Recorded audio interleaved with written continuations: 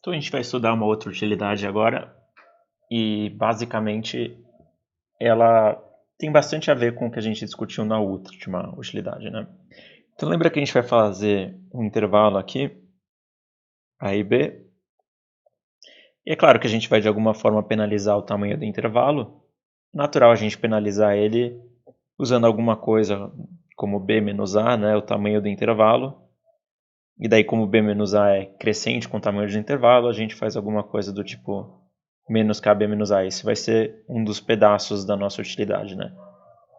Quanto maior o tamanho, menor esse pedaço da utilidade.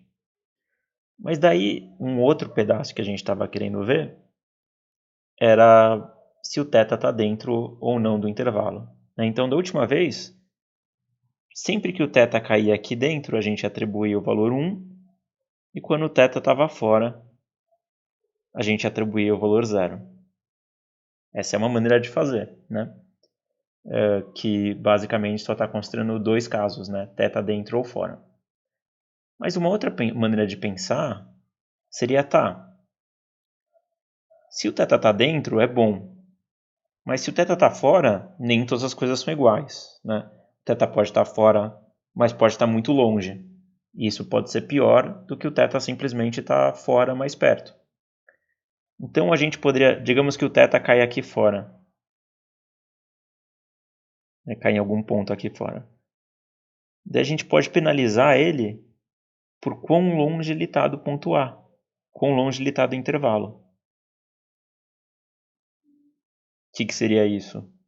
Isso, nesse caso, quão longe ele está do ponto A, é simplesmente, seria, no caso, A menos θ.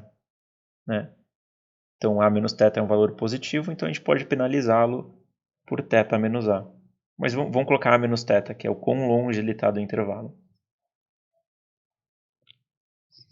Daí, se o θ está dentro do intervalo, a gente pode colocar o valor 0, né? E se o θ está à direita do intervalo, daí o quão longe ele está do intervalo é θ menos b. Então a gente poderia fazer isso. θ menos b, se o θ é maior do que b, e daí a gente quer penalizar, né? E por isso, então a gente pode colocar menos θ menos b, 0 se ele está dentro, e menos a menos θ se ele está à esquerda do intervalo. Então a ideia, e daí a gente soma com menos kb menos a. Né?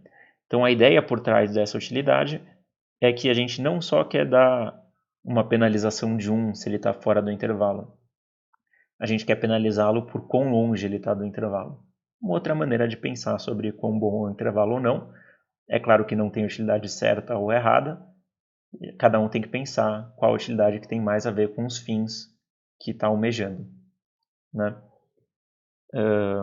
Só que como que a gente escreve isso de uma forma elegante? Né? Uma maneira que a gente pode pensar sobre isso, existe uma função, a gente pode escrever essa função x+. O que é x+?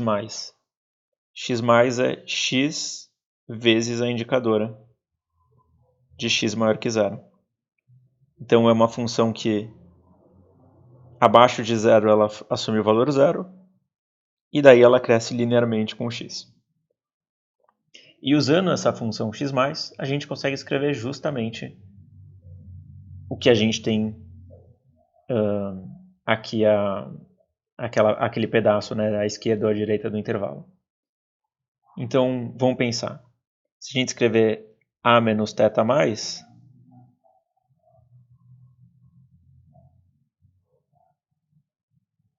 então, o que vai acontecer se a gente escrever a menos θ mais? E no caso aqui, então, a gente coloca, por exemplo, o θ aqui. Opa, não mais, a menos θ mais. Né?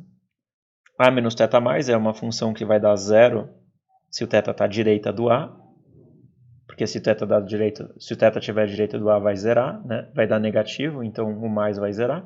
E se o θ está à esquerda do A, daí isso vai dar A menos θ.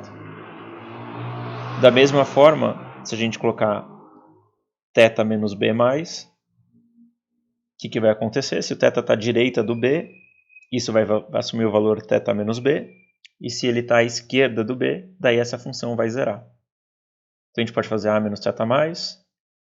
E é claro que agora a gente quer a gente quer penalizar o quão longe ele está. Então a gente pode fazer menos essas duas funções.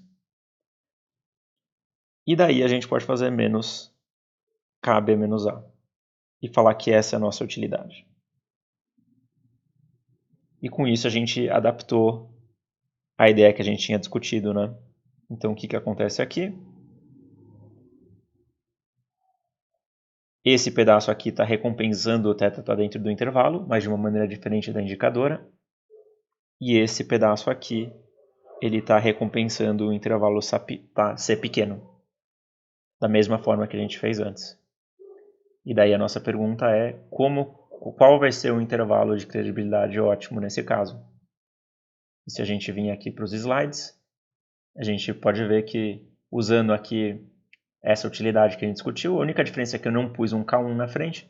Não faz diferença ter esse K1 ou não, vocês vão ver depois. O que importa é a relação entre essas duas funções aí, entre o tamanho do intervalo e o fato do θ estar longe ou não do intervalo.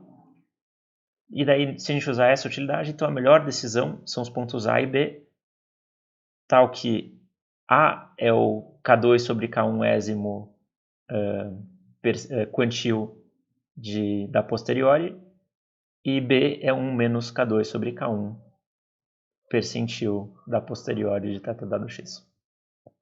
E no próximo vídeo a gente vai demonstrar esse teorema. E a gente vai usar a mesma técnica que a gente usou no vídeo passado. Então a gente vai escrever qual é a solução do problema de decisão, usando aquilo que a gente viu de teoria da decisão, né? A gente vai maximizar a utilidade a posteriori. E daí vai cair num problema de cálculo que a gente vai resolver usando a técnica padrão que a gente vê em cálculo. E no próximo vídeo a gente vai fazer isso.